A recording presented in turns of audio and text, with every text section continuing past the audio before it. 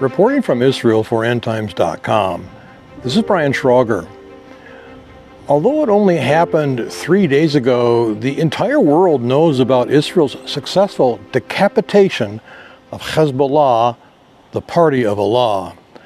On Friday evening, 27 September, Syed Hassan Nasrallah, head of the Lebanon-based terror organization and prince among Iran's terror proxies, was killed by Israeli bombs while meeting deep in his Beirut bunker with other heads of the organization, and a key Iranian military advisor, Brigadier General Abbas Nilforoshan.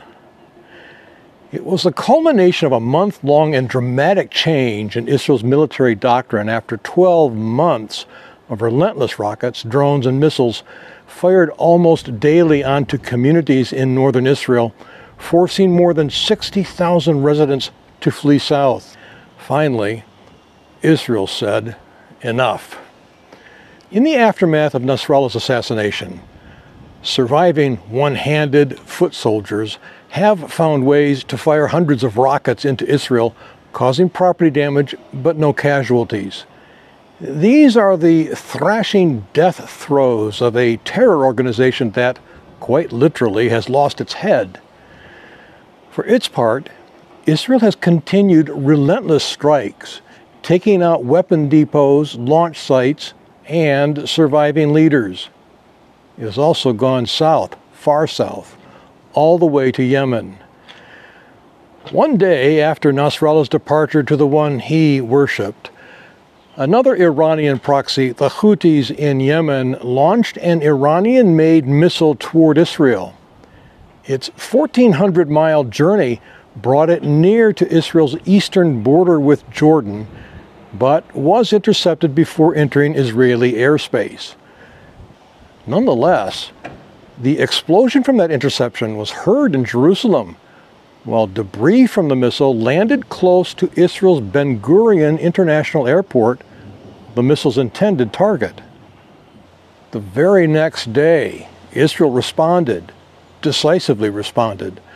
It sent dozens of fighter jets and refueling aircraft all the way to Yemen, where they destroyed its port on the southern Red Sea in a city called Hodeidah. Used to import oil and weapons shipped from Iran, it devastated the essential Houthi infrastructure. Once again, Israel is saying, enough. Perhaps the biggest question now is this: what will Iran do? All indications are that its response will be mostly covert and probably meager. The psychological impact of exploding pagers, walkie-talkies, and targeted assassinations from Lebanon to Tehran has created a region-wide paranoia that has sent even Iran's supreme leader, Ali Khamenei, into hiding.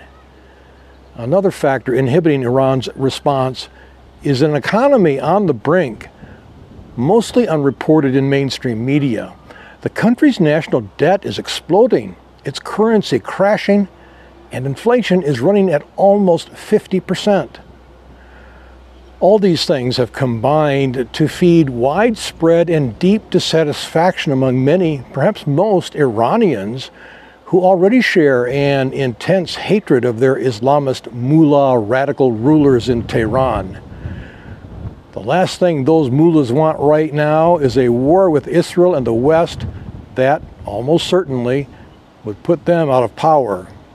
So, this coming Wednesday evening, as Israel heads into celebration of its new year, Rosh Hashanah, it has cause to celebrate, to thank God for his powerful hand of blessing after its year-long suffering at the hands of its enemies. If, for the time being, Israel's enemies are on the run, have been thwarted, it is certain that at some point in the not-too-distant future, they will regroup and try again to destroy what Imam Ali Khamenei for many years has called, quote, the cancerous tumor of Zionism. If that's the case, we have seen an important preview of what is yet to come.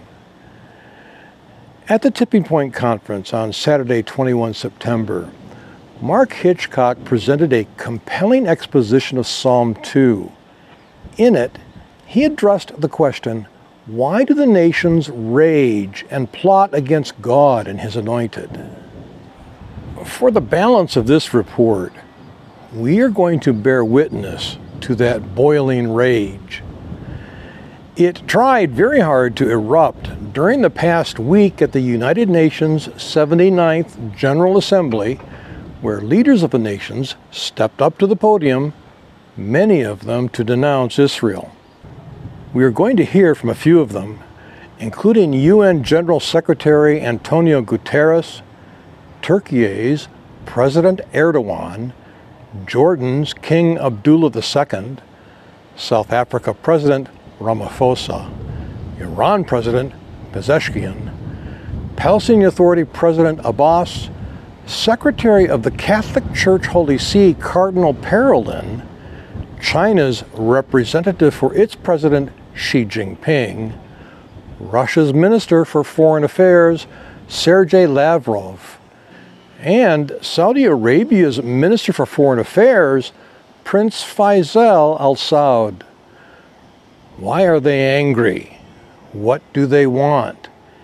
And what do they want the world to do? As watchmen, it's important for us to witness answer to these questions, to see for ourselves, to prepare and pray about what will yet come upon the Jewish state of Israel. If you are not yet a subscriber to endtimes.com and would like to see the rest of this important report and others like it, I urge you to subscribe right now at the website endtimes.com. For only $7 a month, you will receive a wealth of information and insight from Jimmy Evans, Mark Hitchcock, and experts from around the world, including Israelis living right here in the Jewish state. Then join me as together we bear witness to how the nations rage, how they justify that rage, and what they want the world to do about it.